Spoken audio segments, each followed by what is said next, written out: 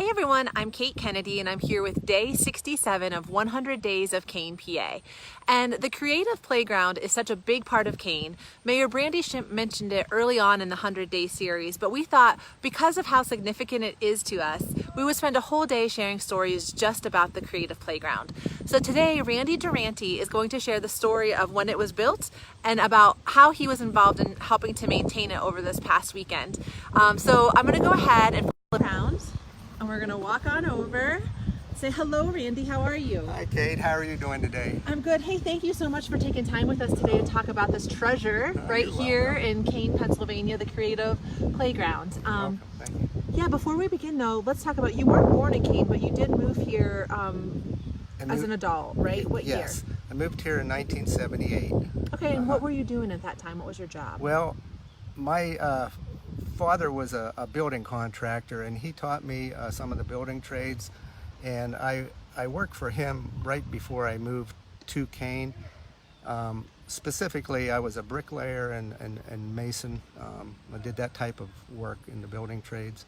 So that was my job when I moved to Kane at that time. And what year was that? That was 1978 when we moved here. And you were able to be part of building and adding to some of the significant buildings here. Oh, what were some of the projects that you worked on? Well, I worked on the Kane Community Hospital when they did the big addition out there. And then the other big project here in Kane was the Lutheran home. When the Kane Lutheran home was built, I worked on that the whole time. That's awesome. So you had your hand in some great places. Oh, yes. And then eventually, what did you end up doing? Well, a few years after I moved here, I got to know John Popp. He was the president of First Federal, and he gave me an opportunity to work for the bank. So I went on to work with John and the group at First Federal. And that's what you did through That's what I did. retirement. Right. I worked at the same office for about 35 years. That's awesome.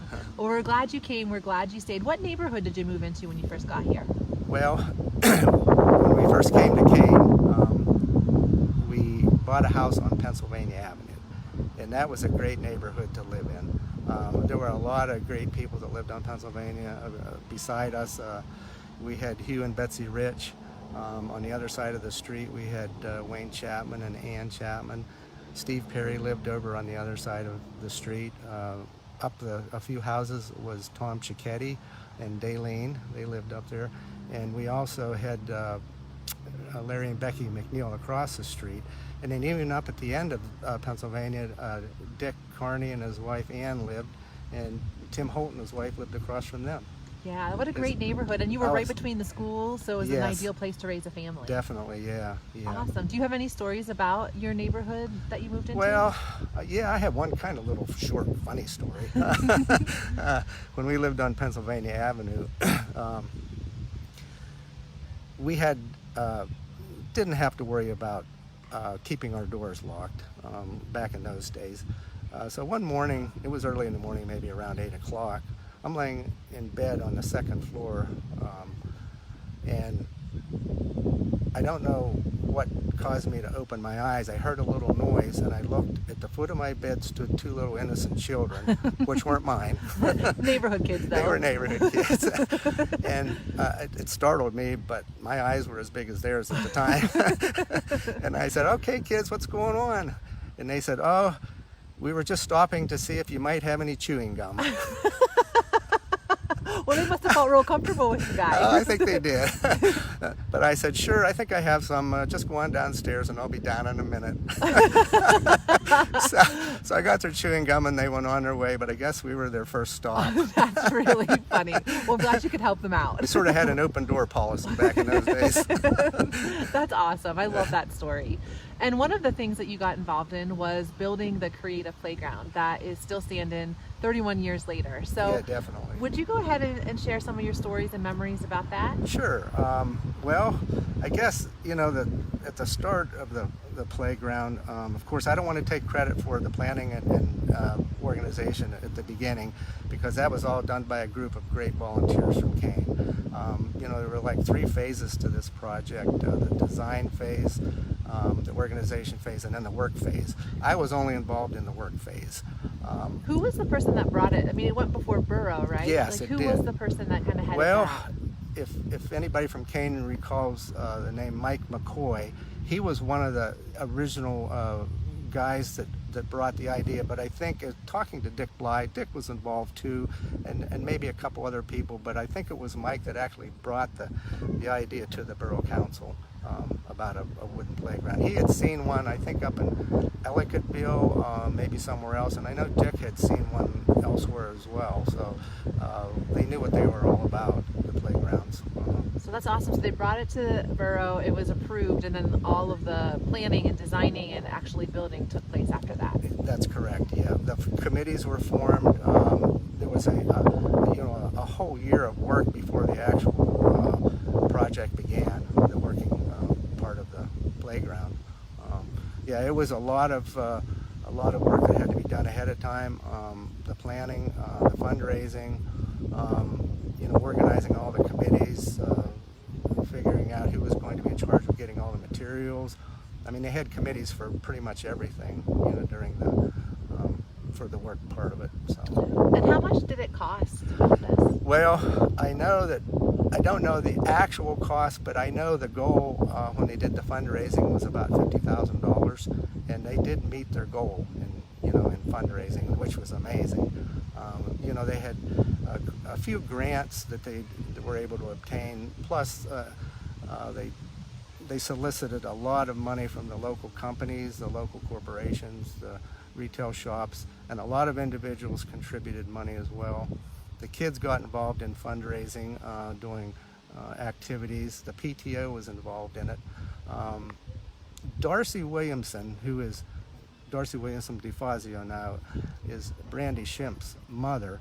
I remember Darcy was heavily involved in the fundraising. She did a lot of work, and Joanne Bly worked with her on that project, and I have to give credit to them for raising a lot of the money. They did a super amount of work. Yeah, that takes a lot of time and commitment, so it's Yes, amazing that they put that in on top of their regular job. Yes, definitely, yeah. Yeah, and as far as the design goes, it was kind of cool when you were telling me who was all involved in having input into that. Yeah, Robert Lesers was the architect here, and I think he kind of got the name the Johnny Appleseed of wooden playgrounds.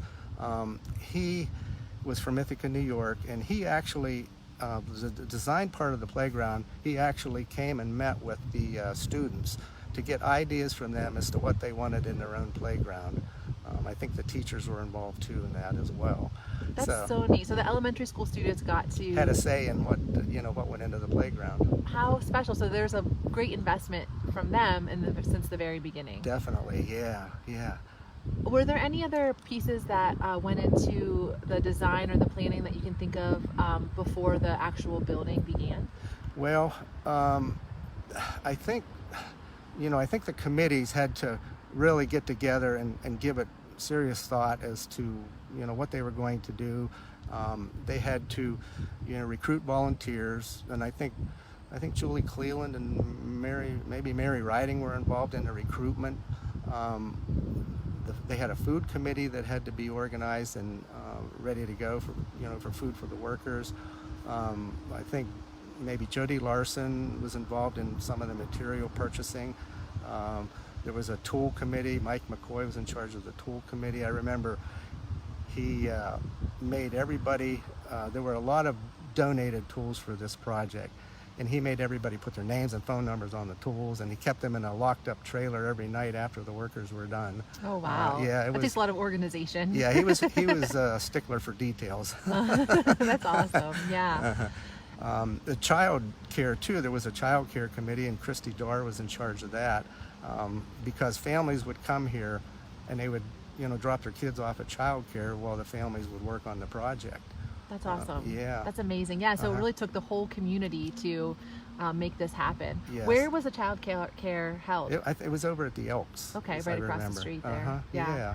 Okay, so then the date comes for building. Okay. What were the dates?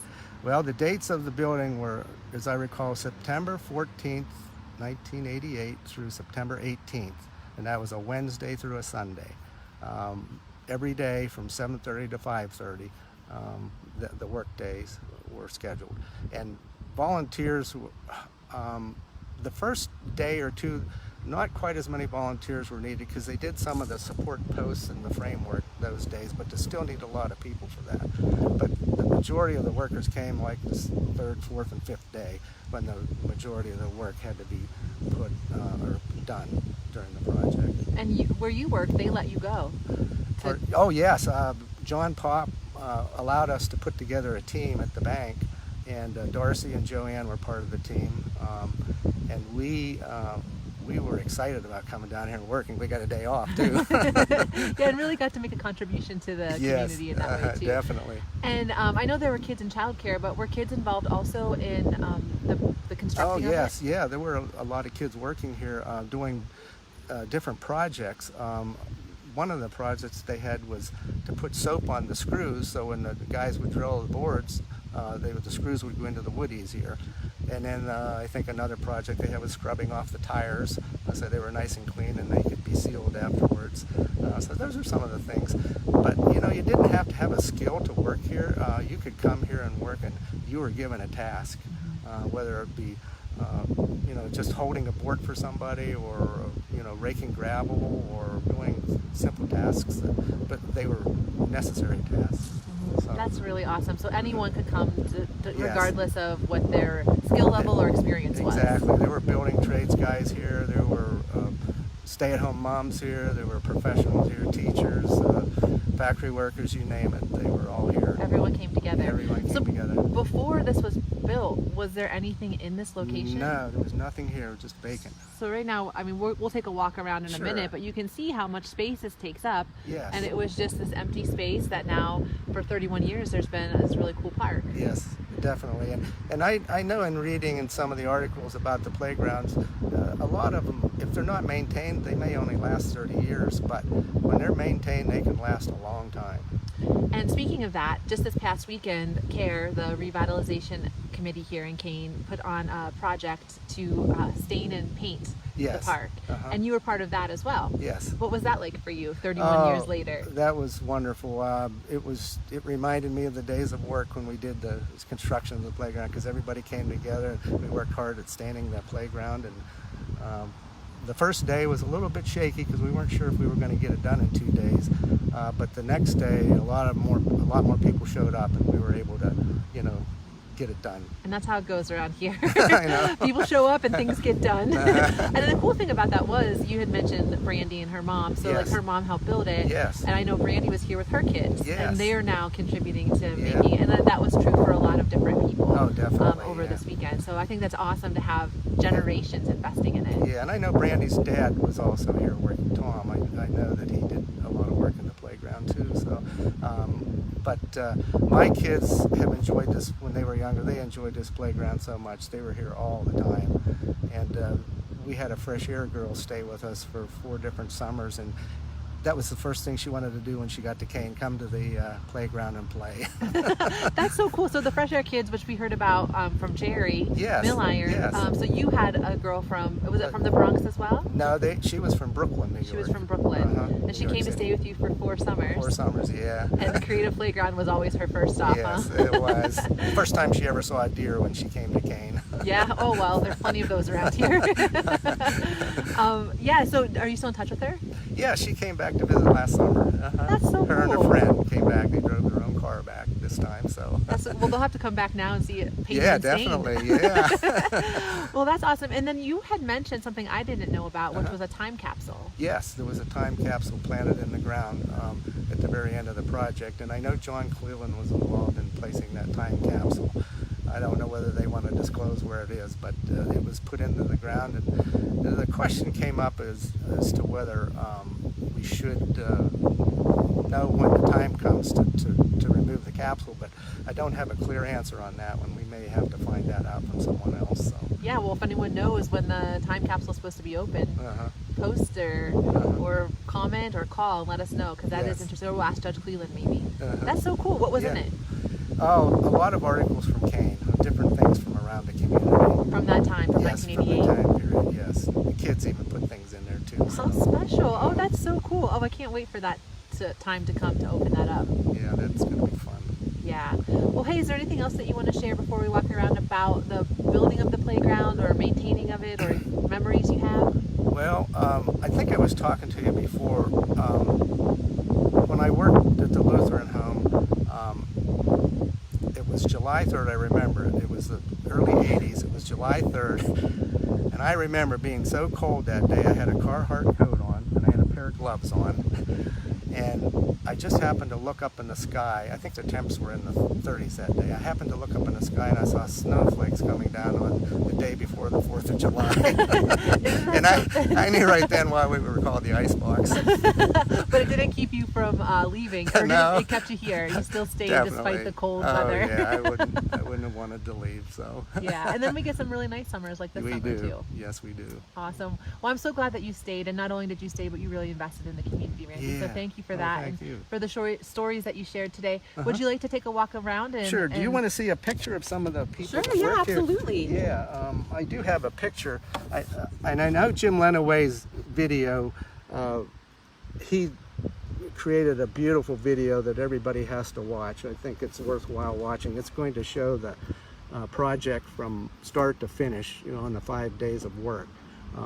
It's going to show a lot of people, a lot of things that took place, a lot more than what I can explain. So Yeah, and seeing it, there's something just different about seeing Yeah. something. Yeah, so that's on the if you grew up in Kane Yes. page, and we'll see if we can get a copy for the blog too. Yes, But that's that would- awesome. Thanks for referencing that. Sure. But, I look around here, everybody looks a little younger here because it was 30 years ago. I mean, there's Julie Cleland, there's Merle Hartman, who's no longer with us, there's Joanne Bly, there's Darcy, I think that's Jan Baker, Charlie Bodine, who's no longer with us, that's Lolita Collins, Ken Kane, Jim Perotti, Jody Larson, Debbie Lenaway, Shan Reynolds, I think that's Linda Hurst, Carol Nicholas, Mary Beliscus, Mary Riding, Missy Hartman, and that's Dick Carney's wife, Kathy. There's Robbie Sundberg, he was here involved in the project. And I do have a couple articles too that kind of show, they're probably going to blow away if I pull them out. Oh, we can try. I'll help you. Whoa! No, they do. Nah, never mind. Well, I'll get some photos of Yeah, them so we okay. can see. Sure. Yeah, we don't need to. Okay, yeah, I'll definitely get some photos for the blog and for the different things. Sure. But Okay. okay, cool. Thanks for collecting these. Yeah. This will be really valuable to take a look at. I'll pick this up real quick before we take our Yeah. walk around. And then, yeah, if you don't mind showing us going through the playground with us. Yes. If you have any other memories or stories that come up as we walk, that'd be Sure. awesome. Okay. It is a windy day. It is very windy today. There you go. All right, it looks so good. So if you guys haven't been down here for a while, since the staining and painting, you have to come down. It looks amazing. And so this is what the kids had input into designing, the elementary school kids in the Yes, in the a lot of 80s. ideas that were put into this from them. It looks beautiful. Very nice. And so there's a lot of wood involved Oh my in this. goodness! I think there was like 25 or 30,000 board feet of lumber that was put into this project. So was some of it already cut, or did you have to cut there's it some off? of it pre-cut. A lot of it had to be cut as well. I think when they did the project, but some of it was pre-cut. In the entrance there. Yes. Yeah, this looks great. You must feel so happy looking Oh my at it goodness, today, look- seeing look. how well taken care of it is. How proud the community is of this playground.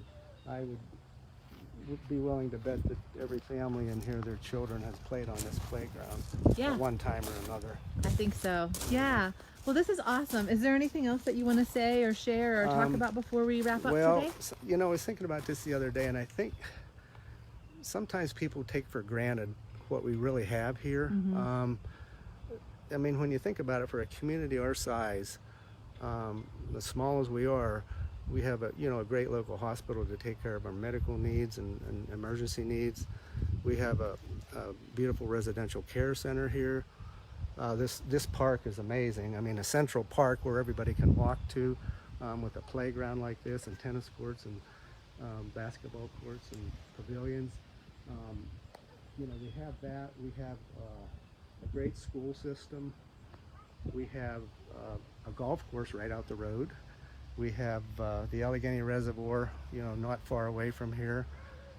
We have, a great choice of churches and great places to eat here. And we're surrounded by the Allegheny National Forest. And the community is filled with a great bunch of wonderful people, friendly people. So I guess I could say we really are blessed to have all of this. And, I think we really are a star in the forest. I agree with you, definitely. That's really well said. Awesome. Is there anything else, Randy? No, I think that's it. So, all right. Well, thank you so much for your time. This was so interesting, and I just feel so proud of everybody who contributed. So yes, thanks for you. sharing. You're welcome. All right, everyone. That was so interesting and exciting to learn about. It's so, after being here this weekend to help paint the park, the playground here, it's just really cool to hear the story of how it came to be and to see that generations have contributed to building and maintaining it, and that generations to come will do the same because of the example before them. And I think that's one of the things that makes Kane so special. So I know so many of you spend your time here. So would you mind sharing your memories of the Creative Playground, whether it was when you helped to design and plan it, to help build it, to play on it, to keeping it maintained over the years. So I would love to hear your stories about the Creative Playground in the comments below. Let's connect together over this magical place that we have right here in the Evergreen Park. So thanks so much for tuning in today, and we'll see you again tomorrow for day 68.